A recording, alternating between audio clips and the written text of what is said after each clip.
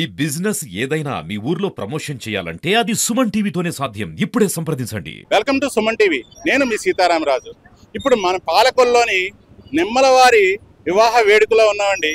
నిమ్మలవారి అంటే ఎవరో తెలిసింది కదా, మన ఇరిగేషన్ శాఖ మార్చులు నిమ్మల నాయుడు గారు ఈ రోజైతే భారీ ఏర్పాట్లు చేశారండి.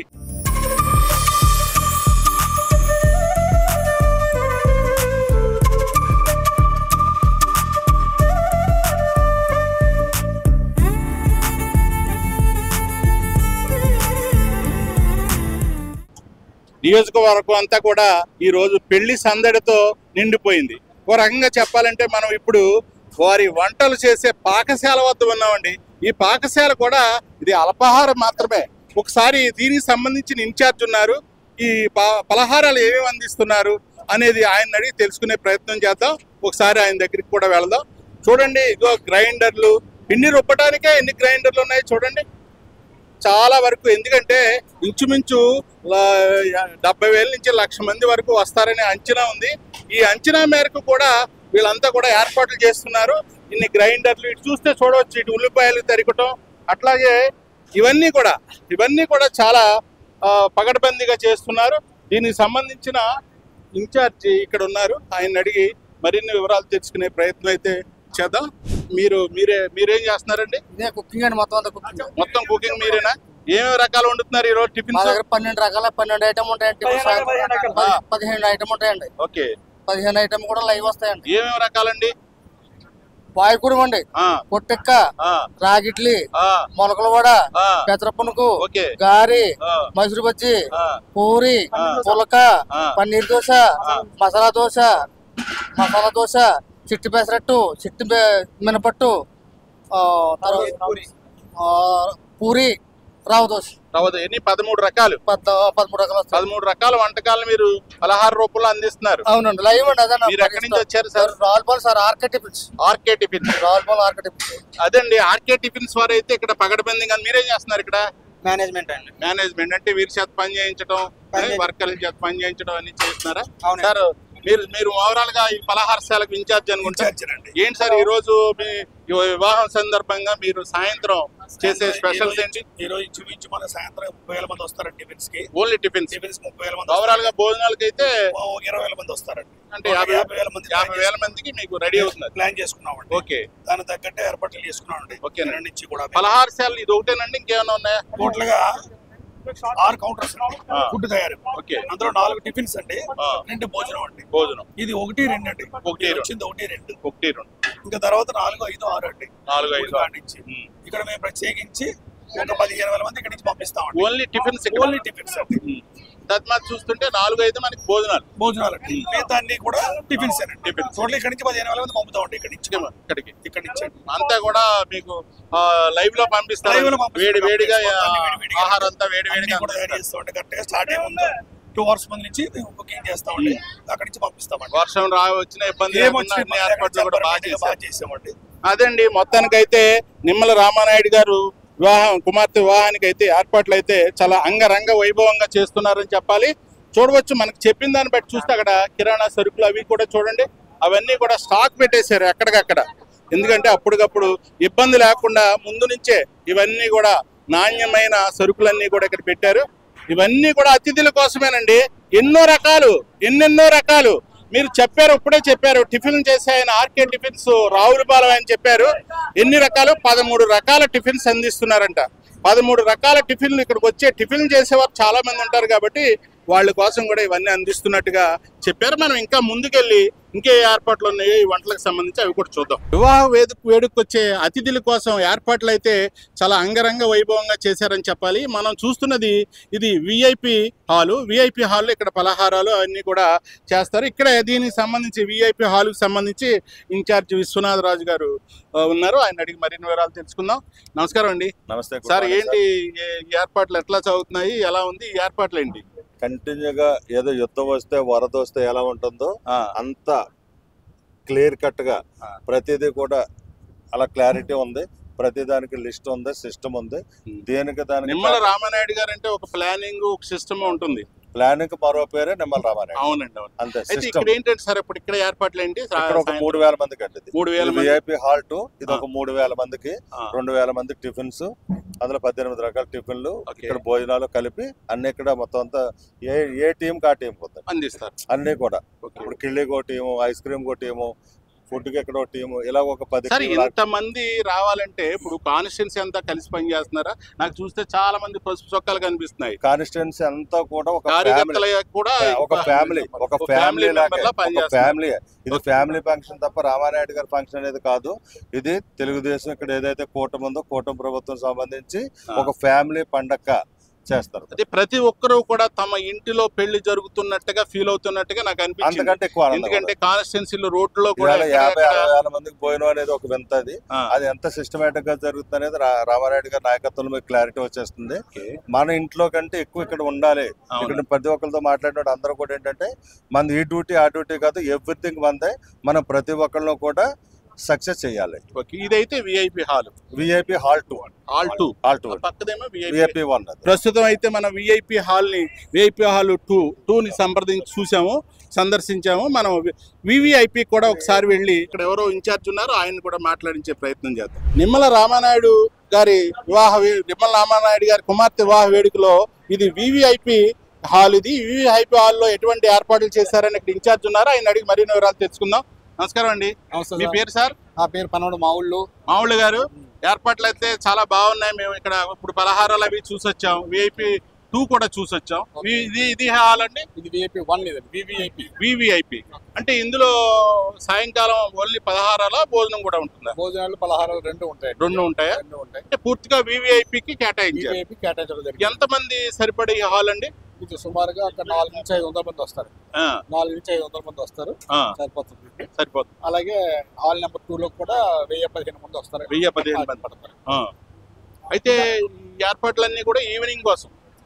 ఇది మార్నింగ్ నుంచి ఉంటుందండి. ఇప్పుడు సీఎం గారు వస్తున్నారు కాబట్టి, ఎవరైనా విఐపీలు వస్తారు కాబట్టి మార్నింగ్ నుంచి కంటిన్యూ ఉంటుంది. మధ్యాహ్నం కూడా ఇక్కడికి వచ్చి సీఎం గారు వచ్చే అవకాశం ఉందండి. వచ్చి ఇక్కడ టిఫిన్లు భోజనాలు రెండు కూడా ఏర్పాటు చేశారు. నవ్వుతో నా భవిష్యత్తు అన్నట్టుగా మా మంత్రి గారు అద్భుతమైన ఏర్పాట్లు చేస్తున్నారు. ఆయన ఎన్ని రకాలు ఉన్నాయంటారు? వంటల్లో చెప్పాలంటే మెనూస్ చదవాలి. అన్ని రకాలు అక్కడ మన వాళ్ళకి తెలుస్తుంది. అన్ని రకాలు ఉన్నాయి. ఏంటంటే నోటితో ఒకటే కాదు రెండుగా చెప్పాలి. సాధారణంగా ఇక్కడ వచ్చేటప్పుడు ఓన్లీ వెజిటేరియనే ఉంటుంది. వెజిటేరియన్ లోనే రకరకాలు. ఇప్పుడు వంటలు చేసేది ఎన్నో హాల్ అంటే వంటలో ఏ హాల్ ఎన్నికలు ఆ హాల్స్ పెట్టడం జరిగింది. ఒక్కొక్క హాల్ దగ్గర ఒక్కొక్కరు. అదైతే విఐపి, ఇది వివిఐపి. అదండి.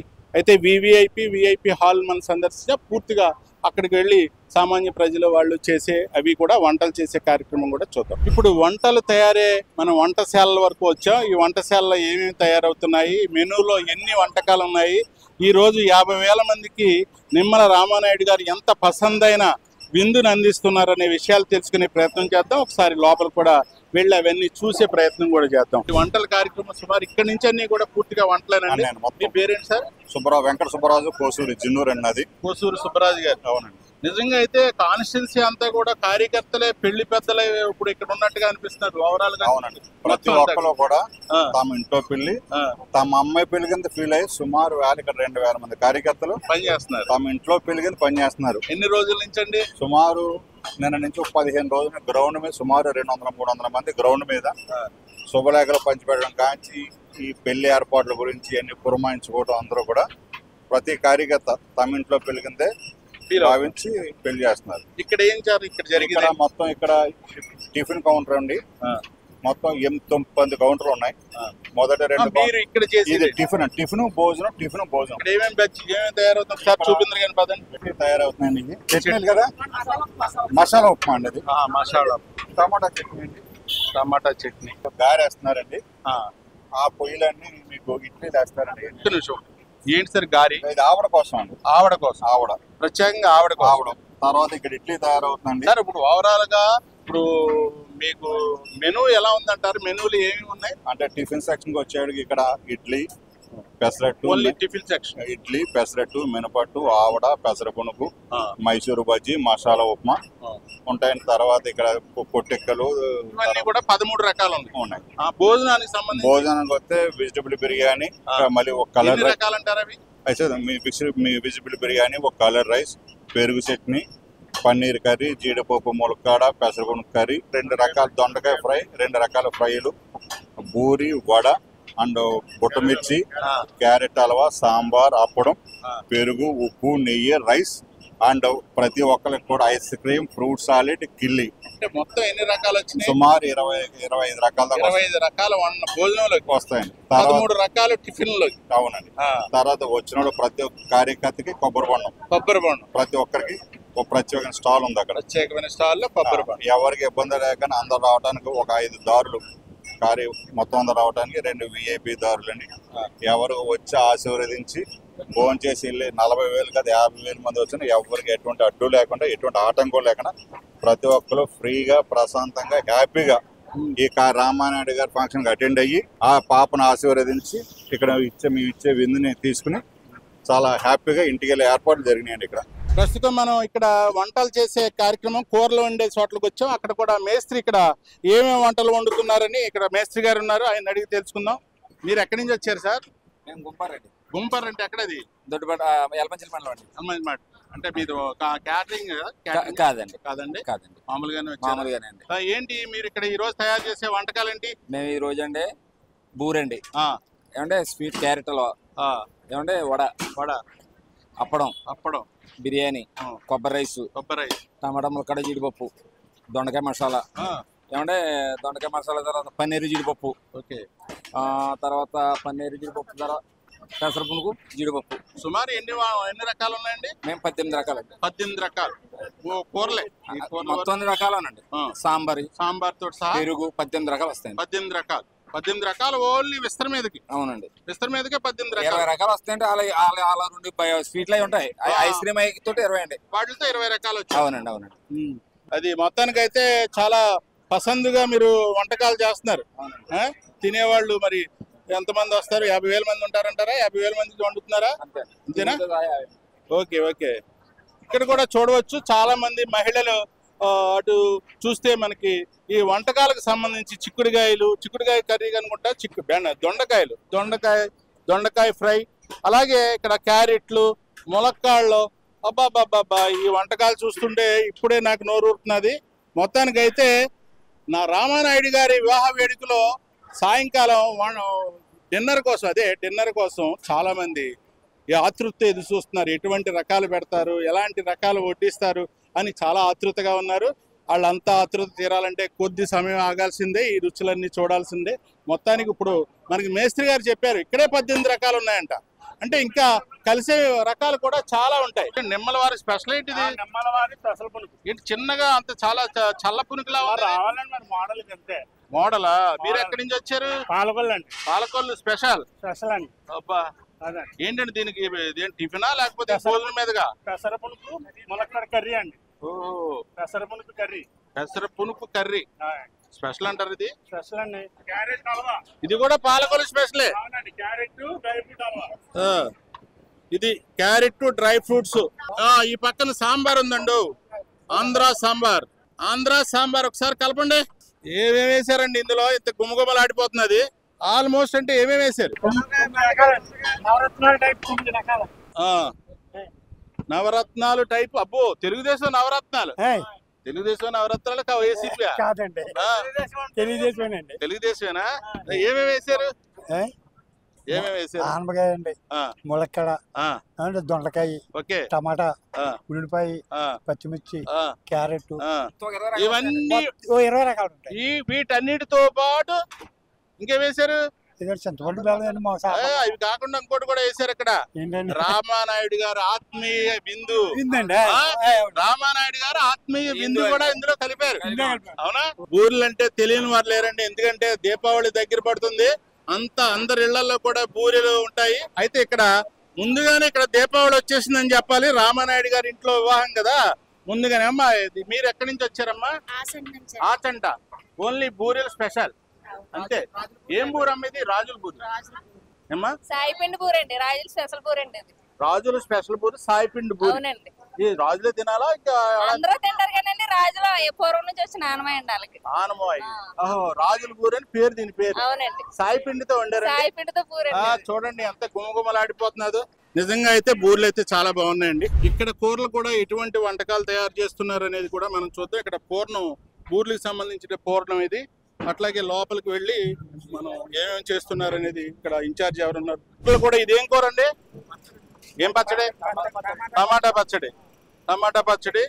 ఇంకా ఏం పచ్చళ్ళు తయారవుతున్నాయండి?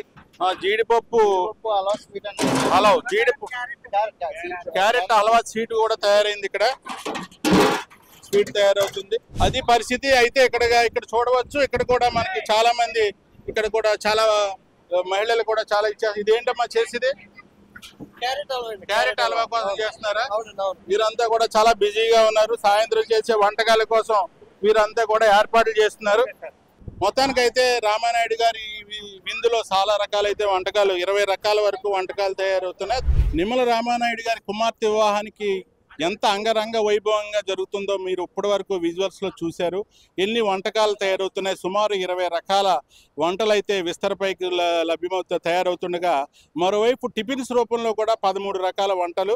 అలాగే ఈ ప్రాంగణం చూడవచ్చు. ఈ ప్రాంగణం, మరో ప్రాంగణం కూడా సుమారు 50,000 మందికి సరిపడా వంటకాలు అయితే అక్కడ తయారవుతున్నాయి. దానికి తగ్గట్టే వడ్డించడానికి కూడా ఇక్కడ స్టాల్స్ అన్ని కూడా ప్రిపేర్ చేస్తున్నారు. వీరంతా కూడా సాయంత్రం పెళ్లికి ముందు ఇవన్నీ కూడా భోజనాలయ కార్యక్రమం జరుగుతుంది. దానికి సంబంధించి సుమారు 50,000 నుంచి 70,000 వరకు ఇక్కడికి అతిథులు వస్తారని అంచనా ఉన్న మేరకు ఆ మేరకు ఏర్పాట్లు కూడా పూర్తిగా చేస్తున్నారు. నిమ్మల రామానాయుడు గారి కుమార్తె వివాహం జరగబోయే వేదికపై ఉన్నామండి. ఇదే వేదిక. ఎంత అంగరంగ వైభవంగా వేదిక నిర్మించారో చూడవచ్చు. ఈ వేదిక ఇది బహుశా నాకు తెలిసి కళ్యాణ వేదికలోని వరుడు తాలూకా కానీ, వధువు తాలూకా కానీ వాళ్ళకి సంబంధించిన బంధువులు ఆశీనులు అవ్వటానికి ఒకవైపు, మరోవైపు ఏమో వేరొకరు, అంటే ఇటు ఆడపెళ్లి వారు, మగ పెళ్లి వారు ఉంటారు కాబట్టి వారికి సంబంధించి ఆశీనులు అవ్వటానికి అటువైపు వేదిక. ఇక చూస్తే ఈ వేదిక వివాహ వేదిక. ఈ వివాహ వేదికలోనే వధూవరులకు వివాహ మహోత్సవం అంగరంగ వైభవంగా జరుగుతుంది. దీనికి సంబంధించిన ముఖ్యమంత్రి చంద్రబాబు నాయుడు గారు, అలాగే రాష్ట్రంలోని అనేక మంది, డిప్యూటీ సీఎం పవన్ కళ్యాణ్ గారు, ఇటువంటి విఐపీలు, సెలబ్రిటీస్ కూడా ఈ వేదికకు వచ్చి వధూవరులను ఆస్వాదించడానికి అయితే వారంతా సిద్ధంగా ఉన్నారు. ప్రస్తుతం అయితే ఏర్పాట్లు అయితే చాలా ముమ్మరంగా చేస్తున్నారు. దీనికి సంబంధించి ఇప్పటికే అతిథులు చాలా మంది రావడానికైతే పూర్తిగా ఈ వేదిక వైపు చాలా మంది వచ్చేసారు. ఉదయం నుంచి కాన్స్టిట్యున్సీలో సంబంధించిన నియోజకవర్గంలో అంతా కూడా తమదే, వీరంతా కూడా తమే వివాహం, తమ ఇంట్లో పెళ్లి జరుగుతున్నట్టుగా ఫీల్ అవుతున్నారు. ప్రస్తుతం మనం సంబంధించి ముఖ్య అతిథులు కూడా జిల్లాకు సంబంధించిన నాయకులు కావచ్చు, లేకపోతే కార్యకర్తలు కావచ్చు, అలాగే విఐపీలు, సెలబ్రిటీలు, వీళ్ళంతా కూడా 1-2 రోజుల ముందే కూడా కొంతమంది ఆత్మీయులు అనుకునే వారు ఇక్కడికి వచ్చారు. కొంతమంది అయితే ఇంకా రావాల్సి ఉంది. అదండి, మొత్తానికైతే మనం ఇప్పటి వరకు మనం చూసింది రామానాయుడు గారి కుమార్తె వివాహానికి సంబంధించి ప్రధానమైన వేదిక, అవన్నీ కూడా మీరు చూడటం జరిగింది. ఇదే వేదికపై వివాహం జరుగుతుంది. వివాహానికి అతిథులు, మహారథులు, అతిరథ మహారథుల కింద విచ్చేయడానికి ఏర్పాట్లు అయితే పూర్తి స్థాయిలో చేశారు. ఇది నాటి ఎపిసోడ్. మరి ఎపిసోడ్తో మీ ముందుంటా.